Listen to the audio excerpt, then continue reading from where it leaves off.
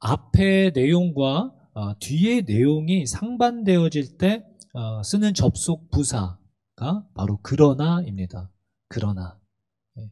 앞의 내용과 뒤의 내용이 상반될 때 우리의 인생 가운데에도 이러한 그러나가 찾아옵니다. 열심히 공부하고 준비했지만 결과가 좋지 못한 것이죠. 하나님 앞에 열심히 수고하고 애쓰며 하나님의 나라를 위하여서 열심히 힘을 썼지만 오히려 사람들로부터 상처받고 사람들에게 미움을 받을 때가 있습니다. 오늘 본문 말씀 3장 18절과 20절 말씀해 보니까 또 그 밖에 여러 가지로 권하여 백성에게 좋은 소식을 전하였으나 그 위에 한 가지 악을 더하여 요한을 목에 가두니라. 이 요한, 오늘의 이 사건은 노년의 사가랴와 엘리사벳의 사이에 태어난 기적의 아이 세례 요한이 당한 사건입니다. 이 세례 요한은 하나님의 천사, 우리가 지난주에 살펴보았듯이 하나님의 천사 가브리엘이 나타나서 하나님의 많은 사람들을 하나님께 돌아오게 함으로써 많은 사람들이 기뻐하게 할 것이다. 이사야 선지자가 수백 년 전에 예언하였던 예수님의 오실 길을 예비하기 위해 준비되어진, 예언되어진 선지자였습니다. 그가 바로 세례 요한이었어요. 그렇게 엄청난 선지자였던 세례 요한, 사명을 따라서 여러 복된 소식을 전하였지만 그러나 감옥에 갇히게 되었습니다. 그리고는 비참한 죽음을 맞이하게 됩니다. 우리는 이처럼 우리가 상상하지도 못하였던 우리의 인생 가운데에 그러나가 찾아올 때가 있습니다. 우리는 그럴 때면 낙심하게 되고 깊은 영적 침체에 빠지게 됩니다. 왜 나한테 이런 일이? 내가 뭘 잘못했나? 하나님이 날 미워하시나? 하나님이 정말 나를 사랑하시기는 사랑하시는 것인지? 하나님은 정말로 존재할까? 이런 생각들이 우리를 낙심시키고 영적 침체에 빠지게 하는 것이죠. 그러나 성경은 이와 같은 상황들을 이상하게 여길 것이 아니라 오히려 당연하게 여기며 시험에 들지 말 것을 우리에게 당부하고 있습니다. 오늘 이 세례 요한의 일생을 살펴보면서 그는 어떠한 믿음으로 끝까지 승리하였는지를 살펴보면서 내 삶에 앞으로 찾아오게 될 그러나의 순간, 그 그러나의 순간을 넘어서 그 다음에 그러나라고 찾아오게 될 하나님의 은혜를 사모하며 그 은혜를 누리실 수 있는 저와 여러분들 되실 수 있기를 예수님의 이름으로 축원합니다. 자, 오늘 세례 요한의 사역이 시작되었습니다. 2절에 보니까 하나님의 말씀이 빈들에서 사가랴의 아들 요한에게 임하였다라고 기록하고 있습니다. 이것은 이사야서 40장 3절의 말씀이 성취되어진 것을 의도적으로 보여주고 있는 것입니다. 그래서 오늘 본문 말씀 4절, 6절까지의 내용이 바로 이사야 선지자가 예언하였던 그 선지자가 바로 이 세례 요한임을 밝히고 있는 것입니다. 그러니까 이 구약의 말라기 선지자 이후에 하나님의 말씀이 선지자에게 임하였던 적이 단 한 차례도 없었는데 지금 460년여간의 긴 침묵을 깨고 광야에 외치는 자의 소리, 바로 이 세례 요한에게 임한 것입니다. 이 세례 요한의 사명 중 아주 중요한 사명이 하나가 무엇이었냐면 바로 예수님의 오실 길을 준비하는 선지자였던 것이었습니다. 그래서 그는 외치기 시작했습니다. 세례 요한은 하나님의 말씀이 자신에게 임하자 오늘 3절 말씀에 보니까 요한이 요단강 부근 각처에 와서 죄사함을 받게 하는 회개의 세례를 전파하니, 죄사함을 받게 하는 회개의 세례, 과연 무엇일까요? 7절로부터 9절 말씀에 보니까 세례 요한이 이렇게 말합니다.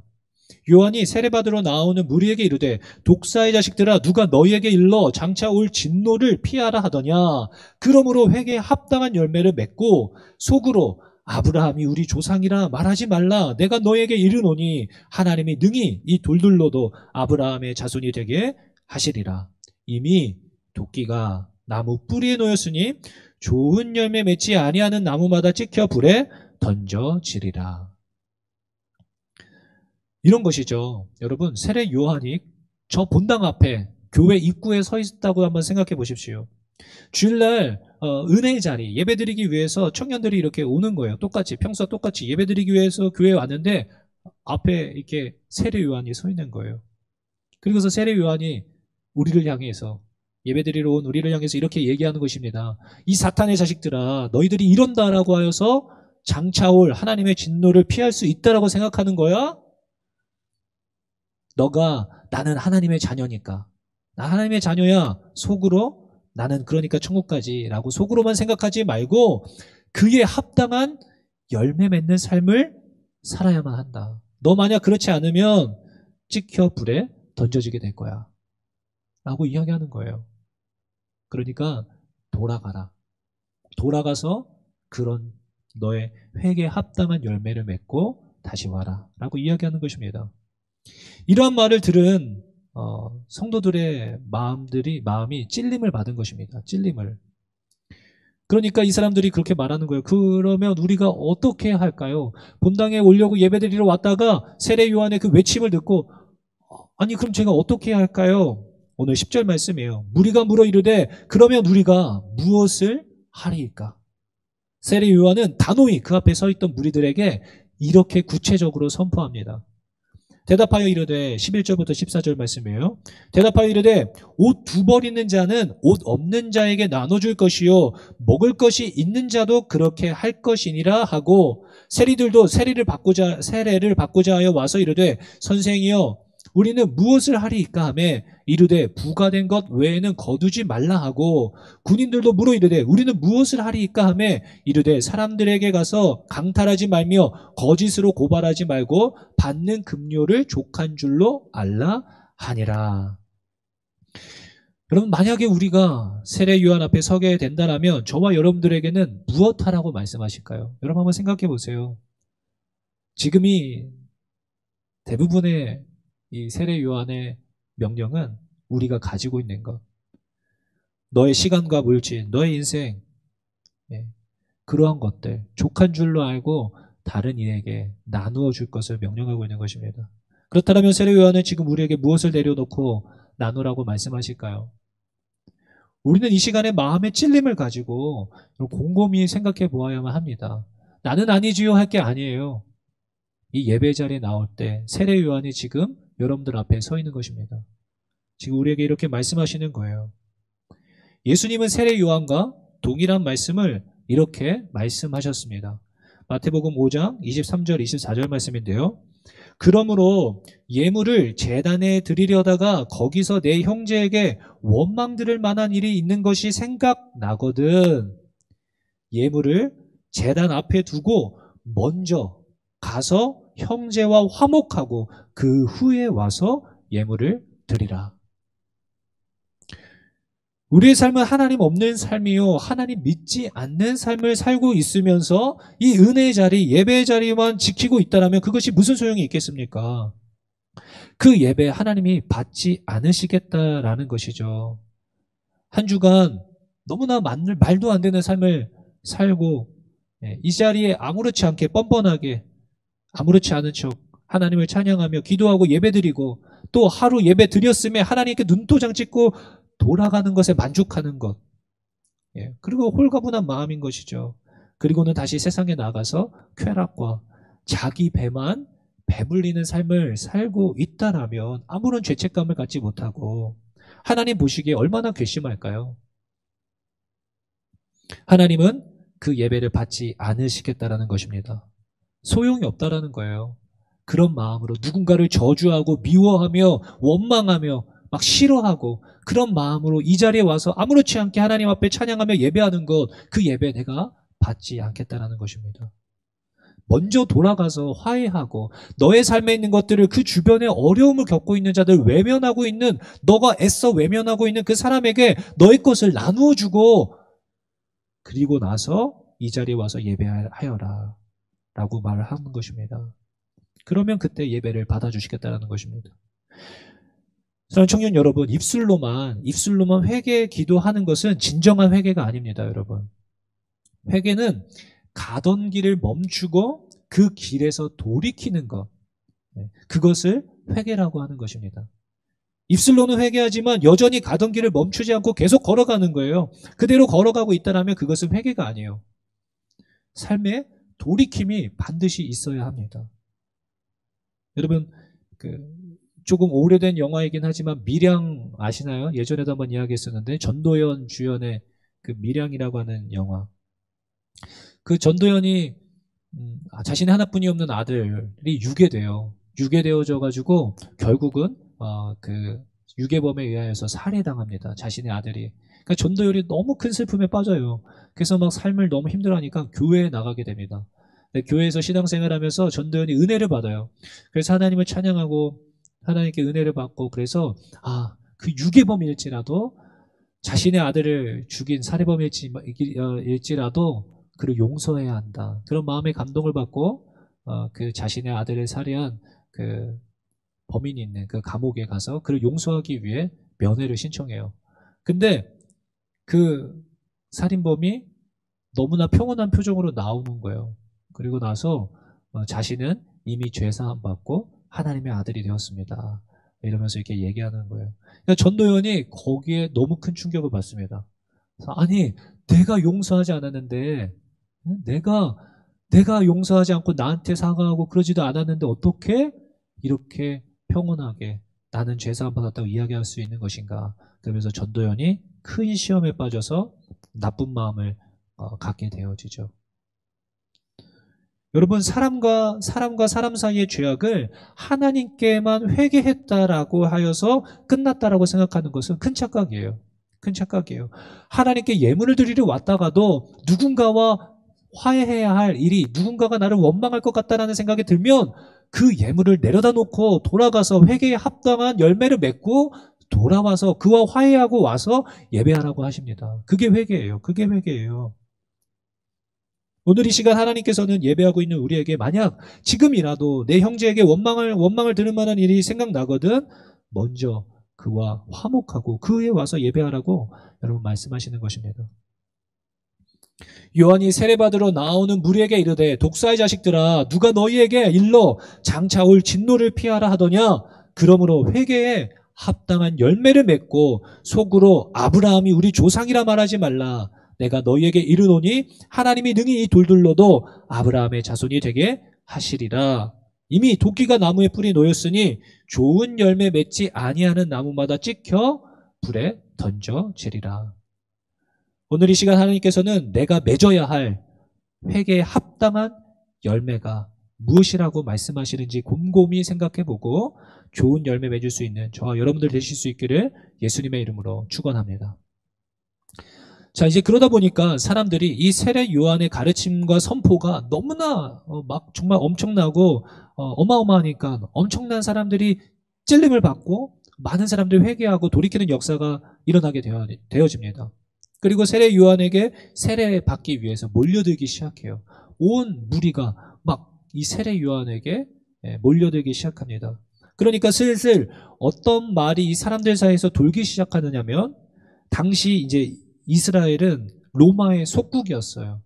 로마의 식민지였기 때문에 이 이스라엘 사람들은 오매불망 성경에서 예언되어진 자신들을 해방시켜줄 참된 다윗 왕과 같은 메시아가 오기를 기다리고 있었거든요. 그러다 보니까 사람들 사이에서 점점 이런 말이 돌기 시작하는 거예요. 15절 말씀입니다. 백성들이 바라고 기다림으로 모든 사람들이 요한을 혹 그리스도신가 심중에 생각하니. 모든 사람들이에요. 모든 사람들. 세례 요한이 얼마나 엄청난 사역을 했는지 여러분 느껴지시죠? 모든 사람들이, 몇몇 사람이 아니라 모든 사람들이 그를 인정하고 좋아하고 성경에 예언되어진 오실 메시아 그리스도가 아니신가 다 생각했다는 것입니다. 그러자 그는 겸손히, 세례 요한은 겸손히 자신이 아니라 이제 곧 사역을 시작하실 예수님의 이름을 높입니다. 누가복음 3장 16절인데요. 요한이 모든 사람에게 대답하여 이르되 나는 물로 너희에게 세례를 베풀거니와 나보다 능력이 많으신 이가 오시나니 나는 그의 신발끈을 풀기도 감당하지 못하겠노라. 여러분, 신발끈 풀기도 감당하지 못하겠노라 라고 하는데요. 이것은 이 주인의 신을 풀어주는 섬김은 여러분 히브리 종들에게는 맡기지 않도록 규정 지을 정도로 이것은 아주 천한 일이었어요. 히브리 종들에게는 시키지도 못하도록 규정했어요. 너무 천한 일이기 때문에. 그런데 이 세례 요한은 그 히브리 종들에게도 맡기지 않는 그 천한 일조차도 나는 과분한 일이다. 예수님의 신발끈을 푼다라는 것조차. 그러며 예수님의 이름을 높이며 자신은 낮추고 있는 것입니다. 그래서 요한복음 3장 30절에서는 세례 요한이 이렇게 말해요. 그는 흥하여야 하겠고 나는 쇠하여야 하리라 하니라. 사랑하는 청년 여러분, 이것이 맞죠. 이게 신앙생활이죠.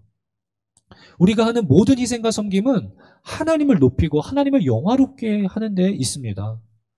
네.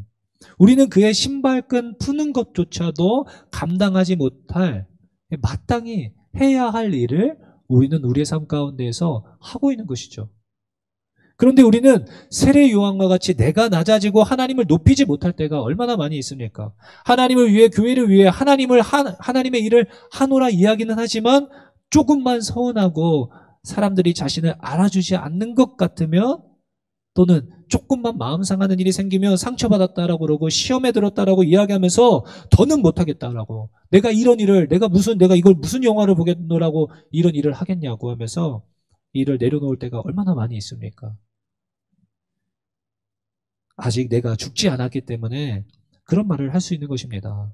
내가 죽고 나의 구원자 되신 예수님께서 내 삶의 주인이시라면 우리는 함부로 그렇게 말하지 못할 것입니다. 나의 구원자 되신 주님을 위하여서 마땅히 내가 해야 할 일을 했을 뿐이요, 누가 알아주고 누가 무엇을 해주기 때문이 아니라 어떤 것 때문에 목적을 가지고 어떤 이런 일들을 하는 것이 아니라 내가 좋기 때문에, 내가 하나님의 이름을 높이고 하나님을 영화롭게 하는 것이 마땅한 일이기 때문에 할 뿐이라고 말할 수 있는 저와 여러분들이 되어야만 할 것입니다. 세례 요한은 이와 같이 철저히 자신은 쇠하여지고 주님을 흥하게 하는 사역을 열심히 감당하였습니다. 그의 삶을 여러분 잘 면밀히 살펴보시면 아시겠지만 광야에서 메뚜기와 석청을 먹으면서 오직 하나님의 복음만을 외쳤던 사람이었습니다. 모든 사람이 그를 사랑하였고 그를 메시아라고 착각할 정도로 인정하였습니다. 그런데 세례 요한에게 그러나가 찾아옵니다. 그러나. 누가복음 3장 오늘 본 말씀 18절로부터 20절 말씀입니다. 18절 말씀, 또 그 밖에 여러 가지로 권하여 백성에게 좋은 소식을 전하였으나. 이제 영어 성경에는 19절 앞에 but, 이제 그러나라는 영어 표기 but이라고 표기되어져 있는데요. 오늘 한글 성경에는 또 그 밖에 여러 가지로 권하여 백성에게 좋은 소식을 전하였으나 분봉왕 헤롯은 그의 동생의 아내 헤로디아의 일과 또 자기가 행한 모든 악한 일로 말미암아 요한에게 책망을 받고 그 위에 한 가지 악을 더하여 요한을 옥에 가두니라. 세례 요한은 당시에 헤롯 대왕의 아들인 헤롯 안티파스, 이제 본문에서 말하고 있는 헤롯 왕이에요. 분봉왕 헤롯. 이 헤롯 왕의 죄를 지적하게 됩니다. 근데 어떤 죄를 지적한 것이냐면 헤롯 왕이 자신의 이복 동생이에요. 헤롯 빌립이라는 사람의 아내인 헤로디아를 설득합니다. 근데 제가 볼 때 성경을 잘 살펴보면 헤로디아가 좀 유혹한 것 같아요. 그래서 헤로디아를 설득해서 이혼하게 만들고 그 자신의 이복 동생인 헤롯 빌립의 아내인 헤로디아와 재혼합니다. 그러니까 요한은 율법을 거슬러서 형제의 아내를 취한 헤롯 왕의 문제를 지적하였던 것입니다. 그러니까 왕의 재혼을 공개적으로 비판해버렸어요. 그러다 보니까 이 헤롯이 백성들을 선동하였다라는 어떤 죄목을 씌워서 그를 체포하고 옥에 가두었던 것입니다. 그리고 여러 가지 일련의 사건들이 있지만 결론적으로 여러분, 이 세례 요한은 그 헤롯 왕궁에서 이제 잔치가 열립니다. 잔치가 열리는데 감옥에 갇혀 있는 상태예요. 그런데 한 소녀가, 헤로디아의 딸이에요. 그 소녀가 춤을 춥니다. 춤을 추는데 이 헤롯이 술을 마시고 너무 기분이 좋았어요. 그래서 그 소녀에게 이렇게 말합니다. 너가 원하는 것 무엇이든지 이야기해라. 내가 나라의 절반이라도 너에게 주겠다. 이렇게 이야기하거든요. 그러니까 헤로디아가 그 소녀의 입에 어떤 말을 해야 할지 담아주는데 무슨 말을 하냐면 바로 세례 요한의 얼굴, 목을 달라고 헤롯에게 요청하게 됩니다. 소녀가 춤 한번 추고 그것이 마음에 흡족하여서 헤롯은 당시에 세례 요한을 감옥에만 가두어지 어떻게 하지 못합니다. 왜냐하면 모든 사람들이 따르고 인정한 어떤 메시아와 같이 여겼던 선지자였기 때문에 헤롯 왕도 민심이 두려워서 그를 죽이진 못하고 있었는데 이 모든 사람들 앞에 서약하였기 때문에 그 자존심, 그 약속을 지키기 위하여서 이 소녀의 청을 허락합니다.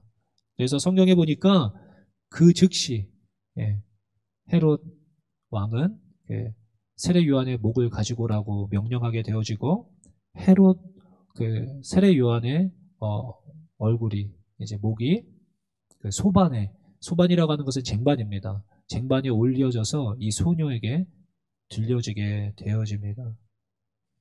이것이 그 기적의 아이, 우리가 지난주 살펴보았던 것처럼 기적의 아이, 많은 사람들을 주님께로 돌아오게 하고 많은 사람들에게 기쁨이 될 것이며 주님의 오실 길을 예비하게 될 선지자, 그 이사야 선지자가 수백 년 전에 예언하였던 그 선지자의 마지막이었습니다.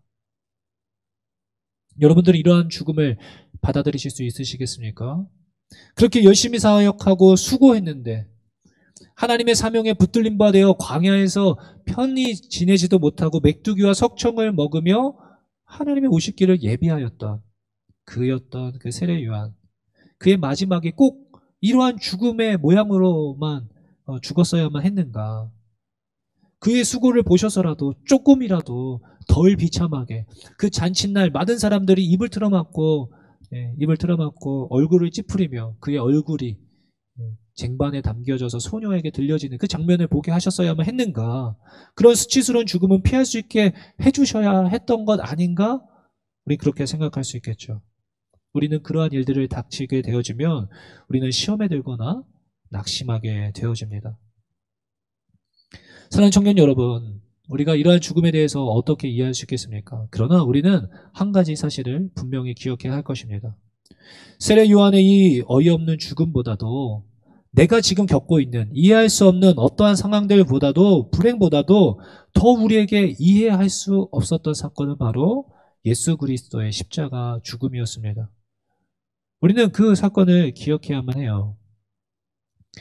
온 우주 만물의 창조주이신 창조주가 자신이 만든 피조물의 손에 의하여서 침뱉음을 당하고 신이 뺨을 맞으며 또 성경에 기록되어지기를 로마 군병들이 뒤에서 예수님 너가 신이야? 너가 신이야? 라고 하면서 막대기로 그의 머리를 내려쳐요. 뒤에서. 그리고서는 뒤에서 군인들이 누가 때렸게 한번 맞춰봐 이렇게 조롱하기까지 합니다.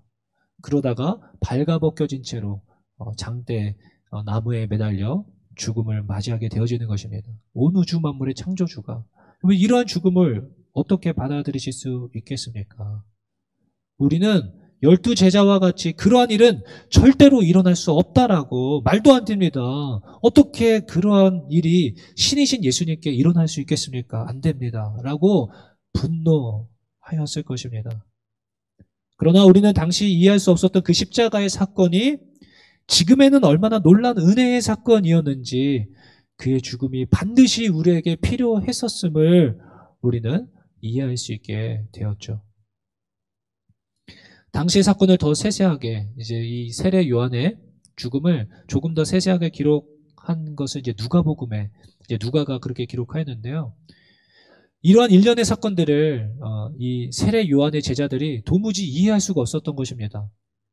어떻게 이럴 수 있는가? 제자들이 시험에 빠졌어요. 영적 침체에 빠졌습니다. 세례 요한의 제자들이. 그래서 감옥에 갇혀있던 세례 요한에게 찾아가서 세례 요한에게 묻는 거예요. 아니 스승님, 선생님, 아니 오실 메시아가 저 예수님이라고 했는데 어떻게 저 예수님이라고 하는 사람은 그 알곡과 가라지를 나누지도 않고 죄악을 범하는 자들을 심판하지도 않고 어떻게 죄인들과 오히려 지내시면서 저렇게 살아가고 있습니까? 정말로 오실 메시아가 저 예수님이라고 하는 사람이 맞습니까? 라고 물어요. 세례 요한에게. 그러니까 세례 요한이 이렇게 이야기합니다. 그 위대한 선지자, 그 세례 요한은 그렇게 시험에 빠져서 낙심한 그들에게 어떻게 이야기했냐면 이렇게 말하였습니다. 나에게 묻지 말고 예수님께 직접 가서 물어봐라. 예수님께 직접 가서. 사랑하는 청년 여러분, 우리 인생 가운데 찾아온 그러나 도무지 이해할 수 없고 안 된다라고 불평하며 낙심하고 시험에 들 것이 아니라 나를 위해 십자가에 못 박혀 죽으신 예수님께 나아가서 물어야 할 것입니다. 주님, 정말로 주님이 오실 메시아가 맞습니까? 하나님, 저를 정말로 사랑하시는 게 맞아요? 그렇다면 지금 제가 겪고 있는 이런 일들은 도대체 제가 어떻게 받아들여야 할까요? 예수님께 가서 물어야만 할 것입니다. 그러나 분명한 것은 신약 성경에 이 고난에 대해서 우리 인생 가운데 찾아오는 여러 고난의 형태에 대하여서 이야기하고 있는데, 특별히 오늘 살펴보고자 하는 것은 고린도서 1장 5절에 보니까 그리스도의 고난이 우리에게 넘친 것 같이 우리가 받는 위로도 그리스도로 말미암아 넘치는 도다. 아멘. 그럼 우리 인생 가운데 하나님의 영광을 위하여, 하나님의 나라를 위하여 받는 고난이 우리에게 넘친다라면, 이해할 수 없는 그런 일련의 사건들로 우리 안에 낙심케 되어지고 고난이 있다라면 하나님이 주시는 위로도 넘치게 될 것입니다. 베드로전서 4장 12절로부터 14절 말씀입니다. 사랑하는 자들아, 너희를 연단하려고 오는 불시험을 이상한 일 당하는 것 같이 이상히 여기지 말고 오히려 너희가 그리스도의 고난에 참여하는 것으로 즐거워하라. 이는 그의 영광을 나타내실 때에 너희로 즐거워하고 기뻐하게 하려 함이라. 너희가 그리스도의 이름으로 치욕을 당하면 복 있는 자로다. 영광의 영, 곧 하나님의 영이 너희 위에 계심이라. 아멘. 14절 이렇게 얘기했잖아요. 너희가 그리스도의 이름으로 치욕을 당하면 복 있는 자로다. 영광의 영, 하나님의 영이 너희 위에 계심이라. 하나님이 보고 있다는 것입니다. 여러분들이 치욕당하고 예수님 때문에 수고하고 애썼지만 너무나 슬픔의 눈물을 흘리고 있을 때 하나님 그것을 보고 있다는 것입니다. 여러분, 스데반 집사의 마지막 순교의 장면을 기억하십니까? 사람들이 돌을 들어 칠 때 스데반 집사가 고개를 들어 하늘을 볼 때 예수님께서 서서 그를 맞이하고 있는 모습을 지켜보며 그는 죽음을 맞이하였었습니다. 사랑하는 청년 여러분, 이 세례 요한, 모든 사람을 하나님께로 인도하며 모든 사람에게 기쁨이 될 것이다라고 약속해 주었던 그 세례 요한. 그 세례 요한은 우리가 이해할 수 없는 죽음으로 비참한 죽음을 맞이했다라고 생각할지 모르겠지만 하나님께서 약속하신 그 영광의 자리에 지금은 앉아있는 줄로 압니다. 그러므로 우리 또한 우리의 삶에 찾아오는 주님을 위하여 받는 고난 때문에 우리는 이상하게 생각할 것이 아닙니다. 너무 힘들어할 것도 없어요. 마음에 시험에 든다고 낙심케 되어진다라고 이상하게 여길 것도 아닙니다. 하나님의 뜻하신 계획과 섭리를 우리가 전부 다 이해할 수 없지만 하나님의 선하신 계획이 있고 뜻이 있음을 믿고 신뢰하기 때문에 우리는 세례 요한과 같이 묵묵히 하나님께서 나에게 맡기신 그의 사명을 감당하는 것입니다. 하나님의 이름을 높이고 나는 낮아지고, 이 땅 가운데에서 우리가 세례 요한의 길을 따라가게 되어지는 것이죠. 사랑하는 청년 여러분, 주님 앞에 맺어야 할 회개의 열매가 있으십니까? 마음에 찔림이 있고 풀어야 할 관계가 있다면 여러분, 오늘을 넘기지 마십시오. 하루라도 빨리 회개에 합당한 열매를 맺어야 할 것입니다. 그리고 나는 쇠하여지고 주님을 흥하게 하는 삶을 살아내기 위하여서 여러분들의 온 삶을 하나님께 내어드리십시오. 여러분들의 젊음을, 청년의 때를 하나님께 맡겨드리세요. 그러나 하나님께 맡겨 드렸음에도 불구하고 우리의 인생 가운데 찾아오는 불시험을 이상한 것으로 여기지 마십시오. 이 세례 요한의 반열에 그리고 예수 그리스도의 고난에 내가 참여하고 있다라는 그 사실도 기뻐하며 주님의 날에 주님께서 갚아주실 상급으로 기뻐하실 수 있는, 그리고 그때 하나님의 영, 곧 하나님의 영광의 영이라고 말한 그 하나님의 영이 우리와 함께하고 있음을 믿으심으로 매일의 삶 가운데 승리할 수 있는 저와 여러분들 되실 수 있기를 예수님의 이름으로 축원합니다.